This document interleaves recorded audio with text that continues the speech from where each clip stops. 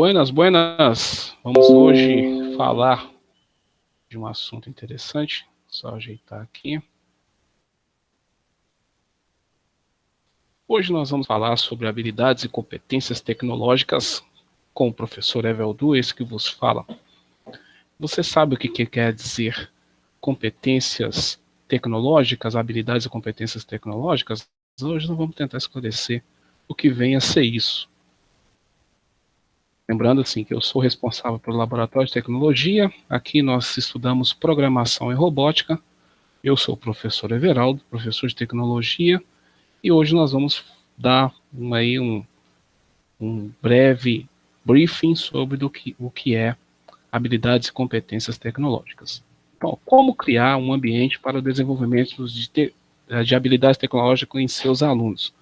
Bom, para a gente criar um ambiente de tecnologia, é necessário nós estarmos dentro de um laboratório com vários recursos tecnológicos, né? Isso é de extrema importância. Isso sempre vem como uma pergunta ao longo da minha carreira, como que nós poderíamos desenvolver esse ambiente para o desenvolvimento de tais habilidades citadas. Então, uma delas é sempre trabalhar com as linguagens, né? Linguagem de português e inglês, que são a nossa língua pátria, e mais ainda a linguagem universal, que é a linguagem inglês.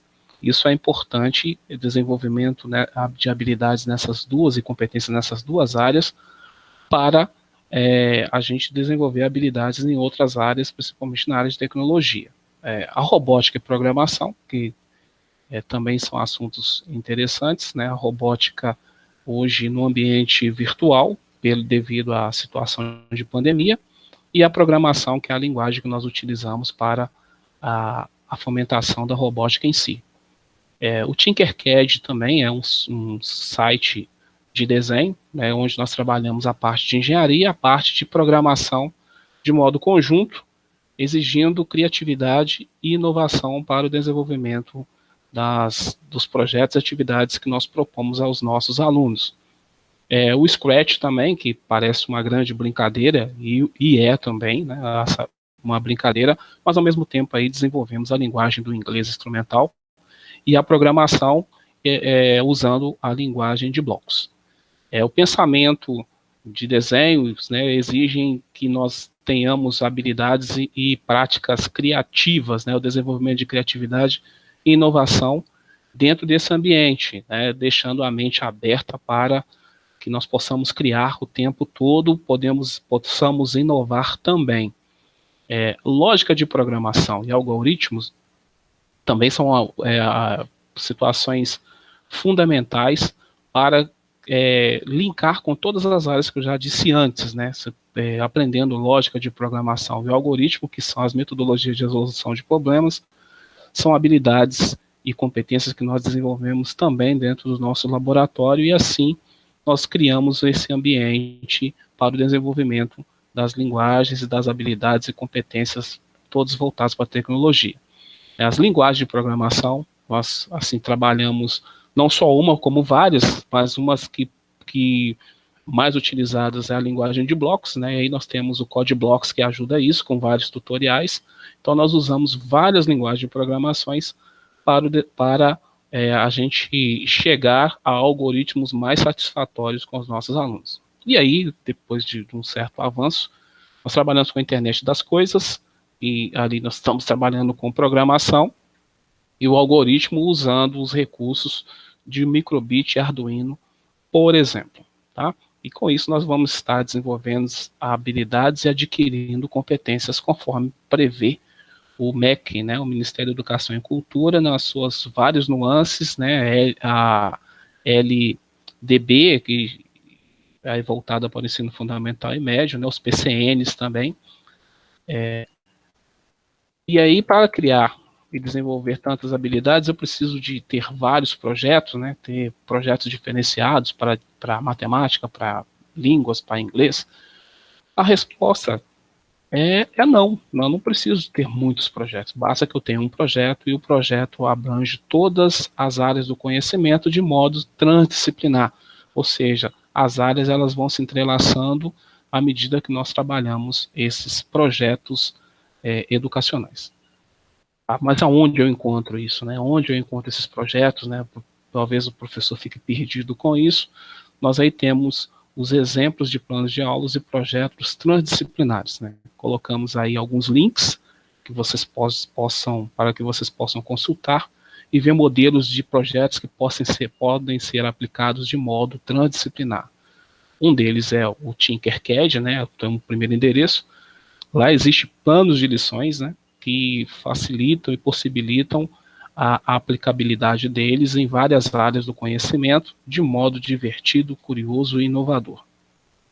O JPL da NASA também, um site educacional da NASA, que contém projetos sensacionais, inclusive até utilizando jogos, né, gamificação, usando a linguagem do Scratch, também uma área boa, assim como o Microbit, que permite também o desenvolvimento de projetos e até com campeonatos mundiais do desenvolvimento de dispositivos utilizando o Microbit, que é uma plaquinha semelhante ao Arduino, que é essa placa aqui. Eu tenho aqui, fiz até alguns projetos interessantes com essa plaquinha. E o ambiente de simulação, que é o VEX, que nós vamos, e aí programamos o robô para o cumprimento de várias missões, usando também a linguagem de blocos, a linguagem do Scratch, né, que nós utilizamos para o desenvolvimento de games no Scratch. Muito legal também a utilização. E aí, como sugestões, eu deixo aí, né, entre um dos links na página anterior, escolha um projeto e apresenta a sua equipe de professores ou equipe de alunos para que eles possam formar grupos de estudo e escolher um projeto que atenda ao desenvolvimento de várias habilidades diferentes em diferentes áreas do conhecimento. Às vezes, é necessária a utilização de um ou mais professores para ser os orientadores, pela complexidade do projeto e para dar mais assistência aos alunos, que os professores passarão a atuar como orientadores, né? Então, mesmo que os projetos necessitem de montagem ou programação para ser desenvolvido, podem ser desenvolvidos em software de simulação, como eu apresentei antes, lá, o VEX, né, o Microbit, eles permitam, e até o mesmo Tinkercad, para fazer essas simulações em diferentes áreas, tá? O Tinkercad não é somente uma plataforma que você vai lá e desenha, você pode também montar os seus circuitos usando de forma virtual. Trabalhar com projetos, eu sempre aconselho trabalhar com projetos de curta duração, e facilita medir a evolução do seu grupo, né? E também não fica aquela coisa muito maçante de demorar muito tempo para a conclusão do seu projeto. Uma forma de avaliação, que aí algumas escolas, alguns profissionais vão ficar meio perdido ou questionar a respeito disso, mas como eu vou avaliar o meu aluno se eu estou desenvolvendo um projeto com eles? A rubrica de avaliação é um excelente meio de fazer essa avaliação, e ele é um instrumento que ajuda no desenvolvimento também da autocrítica, né? Alguns softwares contêm exemplos e critérios para elaborar uma rubrica de avaliação. Tinkercad tem, o Microbit também eu acho que tem, o Tinkercad eu tenho certeza que tem, dependendo do projeto que você utiliza, mas geralmente eles colocam lá um exemplo, um meio de você criar também a sua rubrica de avaliação. Para você até elaborar a sua rubrica de avaliação, que pode ser usada aí como esse meio de medir o conhecimento de seus alunos. É importante desenvolver o senso de colaboração, né, para não criar o clima de competitividade. Então nós nos preocupamos em mostrar que a colaboração ela é mais importante do que a competitividade para a execução das etapas do projeto. E ainda, em alguns projetos, principalmente da JPL, alguns alunos possuem funções específicas dentro do projeto.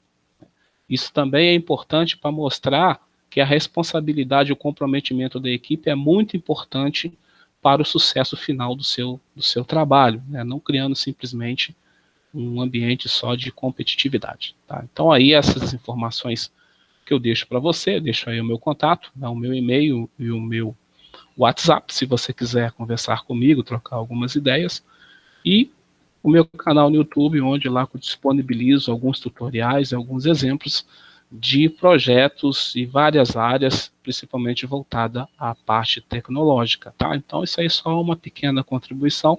Espero que você goste, entre lá no canal, curta o vídeo, compartilhe. Isso é muito importante para o desenvolvimento do nosso canal e do nosso trabalho, tá bom? Um abraço, então, até um próximo encontro e até mais.